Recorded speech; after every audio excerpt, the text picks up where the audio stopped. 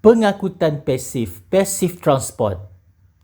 Pengangkutan pasif tidak memerlukan tenaga, di mana bahan bergerak menuruni kecerunan kepekatan, iaitu maksudnya bahawa bahan bergerak daripada kawasan kepekatan yang tinggi ke kawasan kepekatan yang rendah.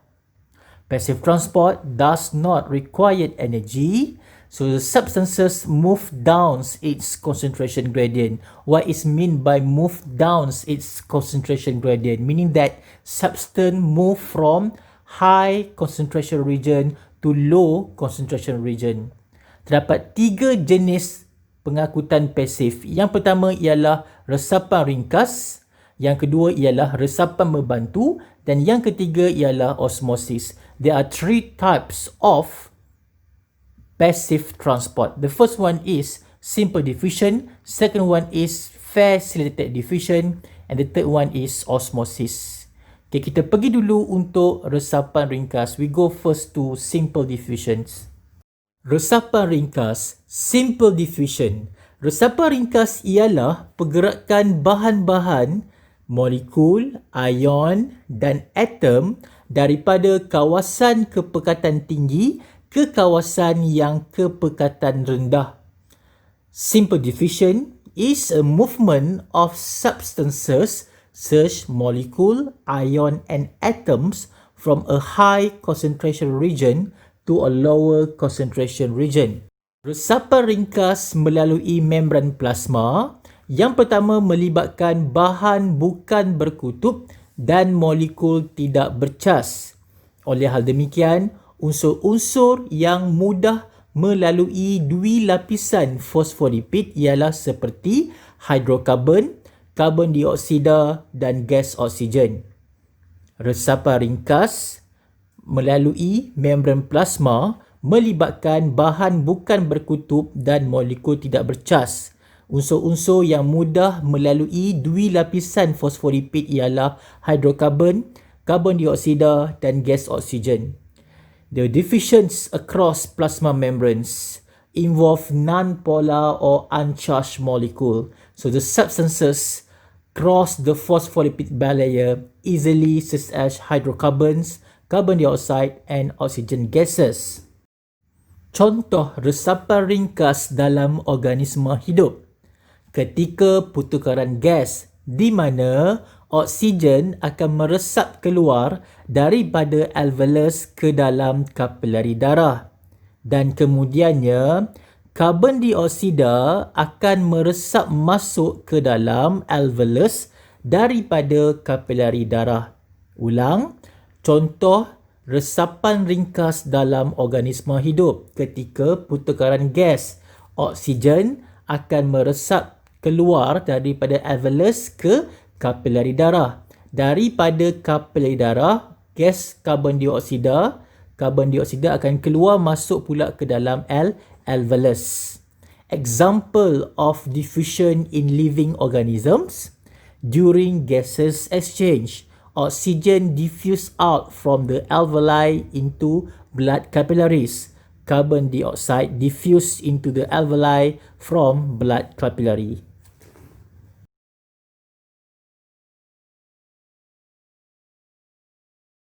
Resapan berbantu, facilitated diffusion. Apa itu resapan berbantu? Resapan berbantu ialah pergerakan bahan-bahan melalui membran biologi meneruni kecerunan kepekatan dengan bantuan pengangkut protein tanpa penggunaan tenaga. Ulang, definisi untuk resapan berbantu ialah pergerakan bahan-bahan melalui membran biologi menuruni kecerunan kepekatan dengan bantuan pengangkut protein tanpa penggunaan tenaga. Facilitated diffusion is the movement of substances across a biological membranes down their concentration gradients with the help of transport protein and without the use of energy. Resapan berbantu bergantung pada jenis-jenis protein. Protein yang pertama ialah protein alur dan protein yang kedua ialah protein pembawa. Facilitated diffusions depend on the type of transport protein. The first one we have channel protein and the second one is carrier protein. Protein alur, channel protein. Protein alur membenarkan ion bercas seperti Na+, K+, dan Cl- dan molekul berpolar seperti air merentas melalui dua lapisan fosfolipid. Disebabkan molekul seperti Na+, K+, Cl- dan juga air, dia suka meresap secara mudah merentas dua lapisan fosfolipid. Jadi, protein alur ini spesifik terhadap satu jenis ion ataupun molekul sahaja dan membolehkan pergerakan secara pantas. Ulang, protein alur membenarkan ion bercas seperti Na+, K+, Cl- dan molekul berpolar seperti air merentas melalui dua lapisan fosfolipid. Disebabkan molekul berpolar ini seperti air dan molekul bercas seperti Na+, K+, Cl- ini dia sukar meresap secara mudah merentas dua lapisan fosfolipid. Jadi, protein alur ini hanya spesifik terhadap satu jenis ion sahaja. Okey, contoh ialah alur protein untuk air kita panggil sebagai aquaporin. Dia membenarkan alur protein ini membenarkan air merentas dua lapisan fosfolipid. In English, channel protein allow charged ions such as Na+, K+, and Cl- and polar molecules such as water diffuse across hydrophobic phospholipid bilayer. So because charged ion Na+, K+, Cl- and water, polar molecule, cannot diffuse easily across hydrophobic phospholipids. So, channel protein is a specific for one type of ions, so it allow fast transport. So, the example of channel protein is aquaporin, water channel proteins. Protein pembawa, carrier protein. Protein pembawa membenarkan molekul polar yang besar seperti gula dan asid amino merentas dalam dua lapisan phospholipids. Carrier protein allow the large polar molecules such as sugar and amino acid to diffuse across the phospholipid bilayer.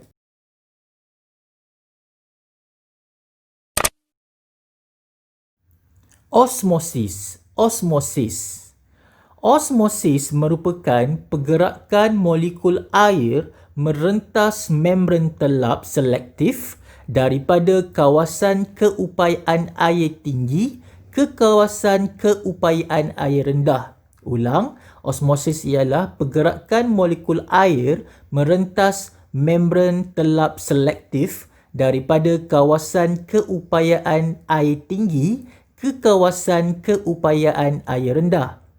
Osmosis is the movement of water molecule across a selectively permeable membranes from a high water potential region to a lower water potential region. Konsep keupayaan air. Air tulen mempunyai nilai keupayaan air paling tinggi iaitu lambda sama dengan 0. Melarutkan molekul bahan terlarut ke dalam air tulen akan merendahkan molekul air yang bebas, seterusnya merendahkan keupayaan air. Concept of water potential. Pure water has highest water potential value. Lambda is equal to 0. Dissolving solid molecule into pure water will reduce the free water molecule and water potential gets lower. Keupayaan air. Okey, formula untuk keupayaan air ialah keupayaan air sama dengan keupayaan bahan larut lambda S tambah dengan keupayaan tekanan lambda P. Maknanya lambda sama dengan lambda S tambah lambda P. Itu menunjukkan keupayaan air. Apa itu lambda S ataupun keupayaan bahan larut? Okey, maksudnya ialah keupayaan bahan larut ni ialah ukuran pengurangan dalam keupayaan air disebabkan kehadiran molekul bahan larut. Ingat, jika ada molekul bahan larut, maknanya akan berkuranglah nilai keupayaan air. Maknanya keupayaan bahan larut ni ialah ukuran pengurangan dalam keupayaan air disebabkan kehadiran molekul bahan larut. Solute potential lambda S is the measure of the reductions in water potential due to the presence of solutes molecule. Lebih besar kepekatan bahan larut, lebih negatiflah nilai keupayaan air. The greater solutes concentration, the more negative its water potential value. Okey, apa itu keupayaan tekanan lambda P? Okey, apabila air masuk melalui sel tumbuhan, kandungan sel mula akan membengkak dan tertolak ke dinding sel. Tekanan itu kita panggil sebagai keupayaan tekanan, dan nilai keupayaan tekanan selalunya positif. Ulang, keupayaan tekanan ialah apabila air melalui sel tumbuhan, kandungan sel mula akan membengkak dan tertolak ke dinding sel. Tekanan yang dibina oleh dinding sel itu dipanggil sebagai keupayaan tekanan. So, nilai keupayaan tekanan ini selalunya positif.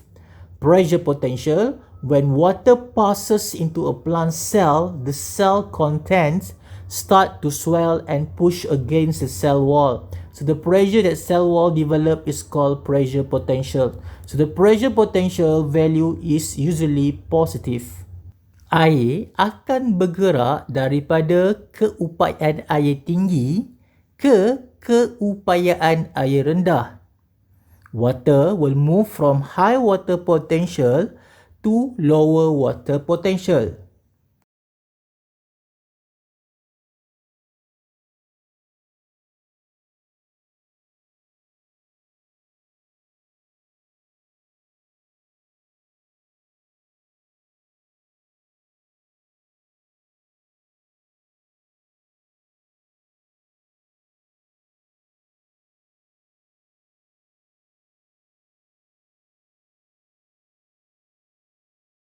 Larutan pada kepekatan yang berbeza. Hypotonik maksudnya kepekatan bahan larut yang rendah. Isotonik kepekatan yang sama. Hypertonik kepekatan bahan larut yang tinggi.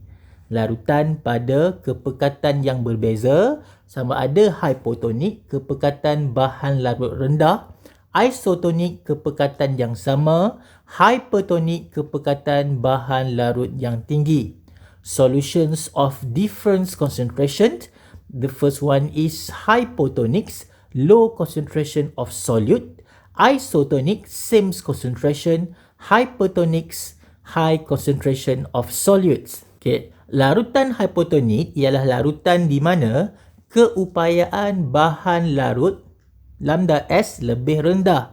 Maknanya air akan meresap masuk ke dalam sel disebabkan keupayaan air tinggi di luar sel dalam larutan. So maknanya air akan meresap masuk ke dalam sel. So apabila kita letak sel tersebut dalam larutan hypotonik, maknanya air akan masuk ke dalam sel. So menyebabkan kalau letak sel tumbuhan akan mengembang, kemudiannya menjadi segah. Okay, kalau sel haiwan, dia akan mengembang dan juga dia akan pecah. Ulang larutan hypotonik ialah larutan di mana keupayaan bahan larut WS lebih rendah. So maknanya apabila kita letakkan sel dalam larutan hypotonik, air akan meresap masuk ke dalam sel. Apabila air meresap masuk ke dalam sel, kalau sel tersebut ialah sel tumbuhan tadi dia akan mengembang, kemudiannya menjadi segah. Kalau sel tadi adalah sel haiwan, dia akan mengembang dan dia akan pecah. So, hypotonic solutions is a solution where solute potential is low. So, water diffuse into the cell when a cell is placed in a hypotonic solutions. So, it's causing plant cell to swell and then become turgid. If animal cell to swell and lysis. Apabila sel diletakkan ke dalam larutan isotonik, Air akan bergerak masuk dan keluar dalam sel pada kadar yang sama. So, apabila sel haiwan diletakkan dalam larutan isotonik, ia kelihatan seperti biasa. Tetapi, apabila sel tumbuhan diletakkan dalam larutan isotonik, sel tumbuhan menjadi flaccid. When a cell is placed in an isotonic solution, water moves into and out of the cell at the same rates. Animal cell looks normal, plant cells become flaccid. Apabila sel diletakkan ke dalam larutan hypertonik, air akan meresap keluar daripada sel, menyebabkan kalau sel tumbuhan menjadi plasmolysis, kalau sel haiwan akan menjadi crenate ataupun mengecut. Ulang, apabila sel diletakkan dalam larutan hypertonik, air akan meresap keluar daripada sel, menyebabkan sel tumbuhan menjadi plasmolysis, sel haiwan pula akan mengecut ataupun crenate. So, when a cell is placed in a hypotonic solutions, water diffuse out of the cell, causing plant cell to plasmolyze, animal cells to crenate or shrivels.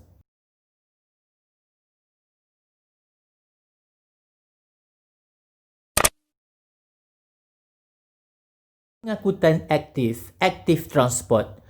Pengangkutan aktif ialah pergerakan sesuatu unsur merentasi satu membran sel dengan menggunakan tenaga melawan kecerunan kepekatan dibantu oleh protein pengangkut yang spesifik.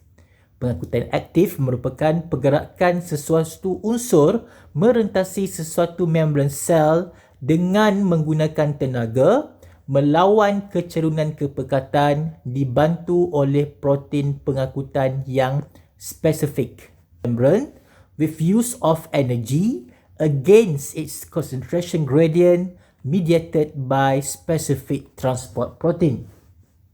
Contoh untuk pengangkutan aktif ialah pump natrium kalium. Example of active transport is sodium potassium pump.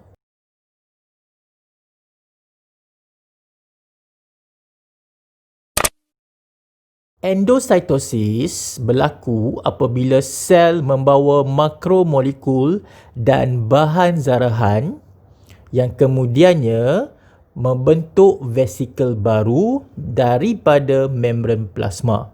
Ulang, endocytosis berlaku apabila sel membawa makromolekul dan bahan zarahan dengan membentuk vesikel baru daripada membran plasma. Endocytosis, the cell bring in macromolecule and particulate matter by forming new vesicles from the plasma membranes.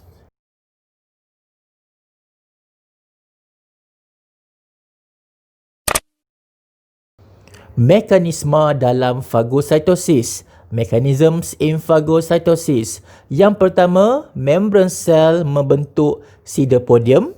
Yang pertama. Yang kedua, pseudopodium mengelilingi partikel.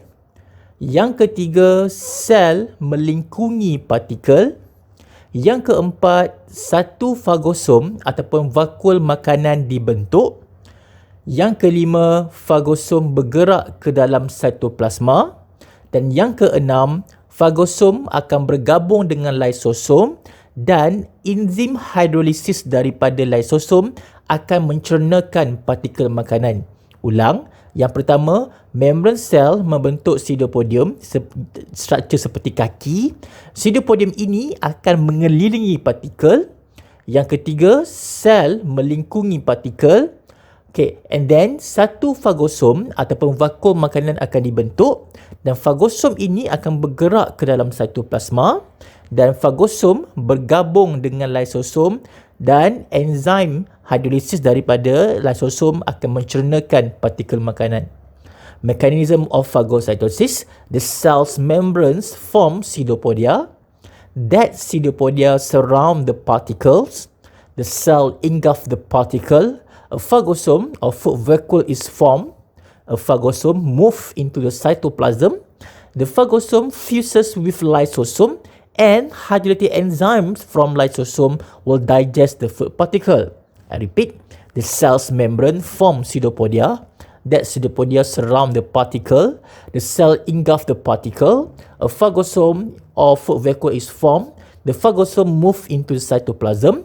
The phagosome fuse with lysosome, and hydrated enzyme from lysosome will digest the food particle.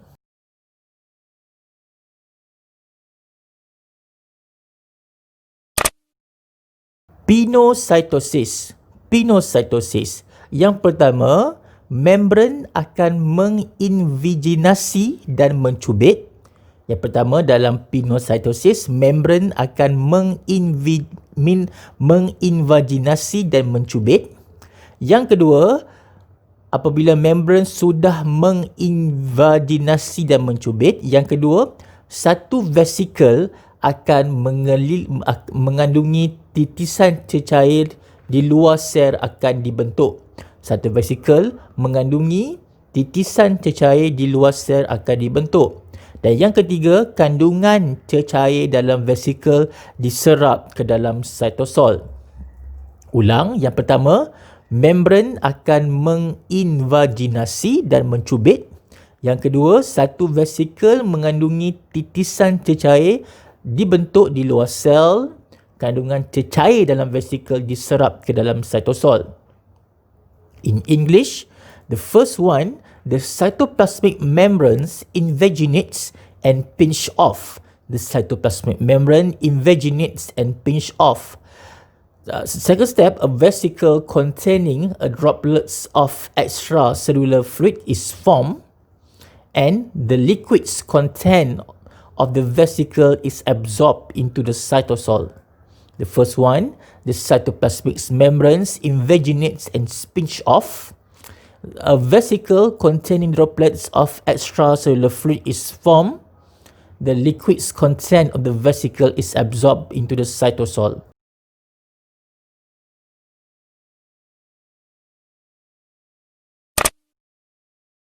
Exocytosis. Exocytosis ialah satu proses yang mengangkut bahan-bahan keluar sel.